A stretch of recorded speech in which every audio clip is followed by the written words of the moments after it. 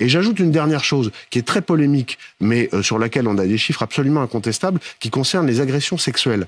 Les agressions sexuelles sont directement liées, et les chiffres sont pareils dans toute l'Europe, à l'immigration depuis 2015, puisque l'on sait que la vague migratoire depuis 2015, c'est-à-dire que nous avons laissé entrer en Europe des gens qui culturellement n'ont pas le même rapport à la femme, et dans les pays qui sont littéralement sous submersion migratoire, à tel point d'ailleurs que même sous des gouvernements de gauche, ils prennent des mesures qui seraient ici qualifiées d'extrême droite. Vous me direz, ici tout est qualifié d'extrême droite, laissez-moi terminer.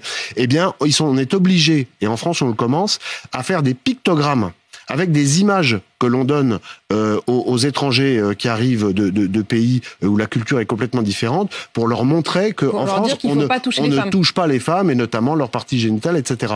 Et aux îles Canaries, qui fait actuellement, dans l'indifférence de la plupart des médias, l'objet d'une arrivée massive de migrants, le nombre de viols a augmenté, vous êtes assise, de 83% en un an. Voilà, donc tout ça est lié, et il faut avoir le courage de le dire, parce que moi je pense que le premier rôle d'un gouvernement et d'un État, c'est de protéger sa population, et en matière... Donc vous faites un lien immédiat, direct, enfin vous estimez qu'il y a un lien immédiat et direct entre une immigration massive et les agressions sexuelles. Et la délinquance en général. Et le rapport aux femmes. Et la délinquance en général, puisque tous les chiffres le montrent, tous les chiffres, c'est statistique.